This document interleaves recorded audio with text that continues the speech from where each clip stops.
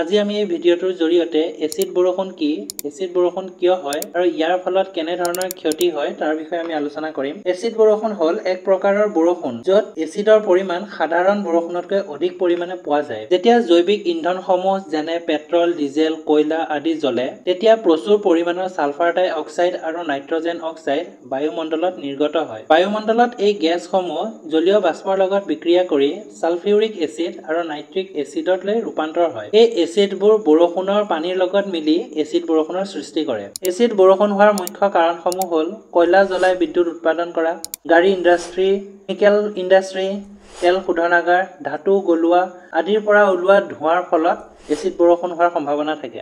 আগ্নেয়গিৰি উদগিৰণৰ ফলত ওলোৱা ধোঁৱাৰ ফলত এচিড বৰষুণ হোৱাৰ সম্ভাৱনা থাকে। এচিড বৰষুণৰ ফলত উদ্ভিদ আৰু গছৰ ক্ষতি হয়।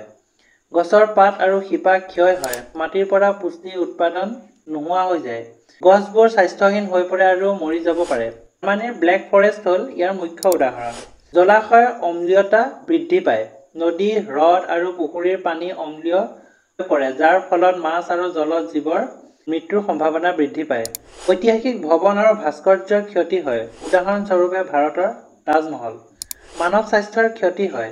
ছালফাৰ ডাই অক্সাইড আৰু নাইট্ৰজেন অক্সাইডে বায়ুৰ লগত মিলি শ্বাস-প্ৰশ্বাসজনিত ৰোগ বৃদ্ধি কৰিব পাৰে। মাটিৰ গুণাগুণ মানৰ অৱনতি ঘটায়। মাটিৰ পৰা কেলচিয়াম, মেগনেছিয়াম আদিৰ পুষ্টি উপাদান নোহোৱা কৰিব পাৰে, যাৰ ফলত খেতি উৎপাদনত বাধা আহি পৰে।